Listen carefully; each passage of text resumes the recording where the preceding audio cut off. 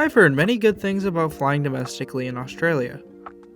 The amount of liquids you can bring past security, meals being served in economy, and much more. I even got around to trying this between Melbourne and Sydney on day one of the pandemic. The flight was only an hour, so I was hoping for a bit more next time I was down here. Well, that time has came. I'm on my way to Sydney, but I opted to fly to Brisbane instead just so I can get the upgrade on the way down. Seeing as there's many flights a day between the two cities, I just kept it simple and booked with Qantas. Upon landing in Brisbane, checking in for a connecting domestic flight is easy, with it being right in the international arrivals area. Just like Sydney, Brisbane has two separate terminals for both domestic and international flights. Once you drop off your bags, a shuttle bus is right out the front doors.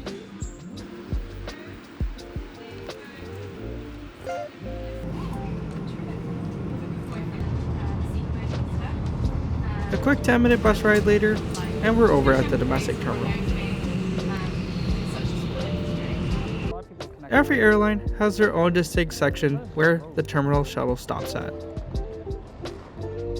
The very unique thing about flying domestically in Australia is you can bring a drink of any size with you past security, although gels and aerosols are still limited.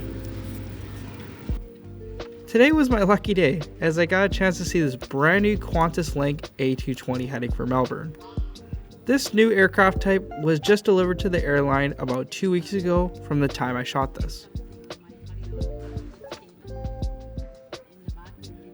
The Qantas concourse is relatively small and isolated, as with the terminal layout here. There's just a cafe and a few vending machines here, with some half-decent seating. Shortly after I sat down, the aircraft taking me to Sydney just got parked on the gate.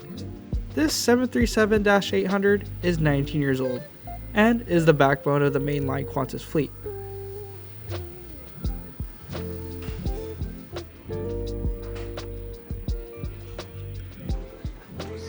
Boarding for this flight only started 20 minutes prior to departure time, as this is their standard. Business class and your usual frequent flyers go first, then general boarding for everyone else. But this is compensated by dual door boarding, one by the bridge and the other by walking across the ramp and air stairs.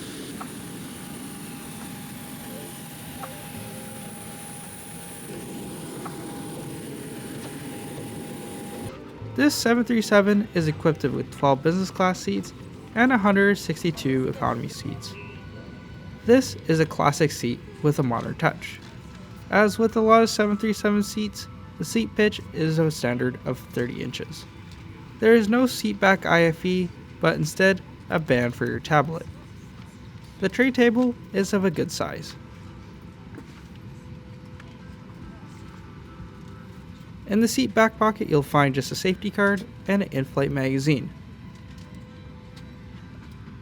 I haven't seen one of these in a very long time, but an in-flight radio, which I'll get into in a bit. The recline was half decent, along with the adjustable headrest. Last but not least, there are two USB-A sockets for power at every seat. As to be expected, to use a tablet holder / band, you need to have a case for your tablet, otherwise it will just fall.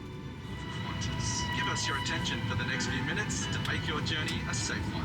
We pushed back a bit late, and everything seemed to be running smoothly. Maybe we would have left on time if we boarded a little bit earlier.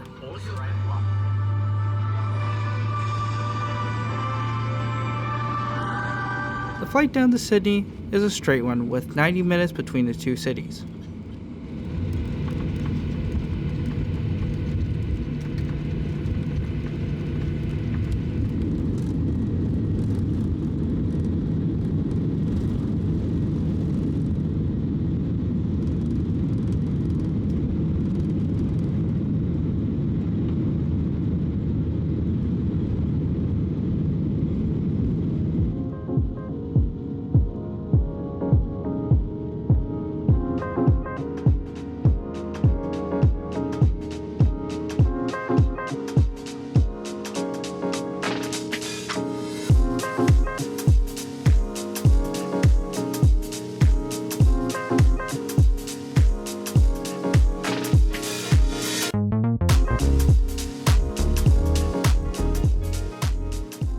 So let's check out that old school radio. There's local news playing for the first half of the flight on TVs, while the other channels just play casual music. Headphones are available upon boarding.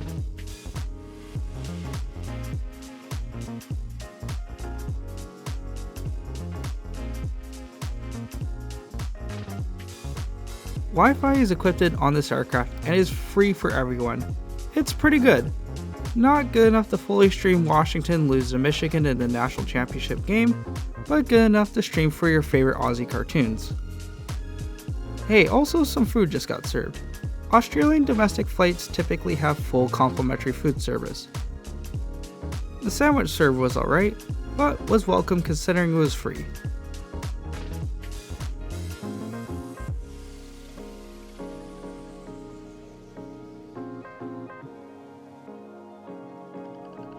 After the meal service, bottles of water was handed out.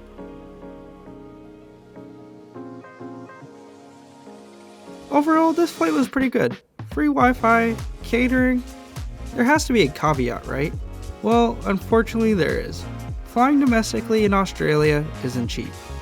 I unfortunately can't disclose the price of my flight due to the fare conditions, but due to the lack of competition in Australia, plus the vast landscape, flying in this part of the world isn't cheap. This is also something we experience in Canada as well, though it's getting better. A new ultra low cost carrier that just started down here is Flair, Bonza. So if flying ultra low cost carriers is your thing, you got a new option.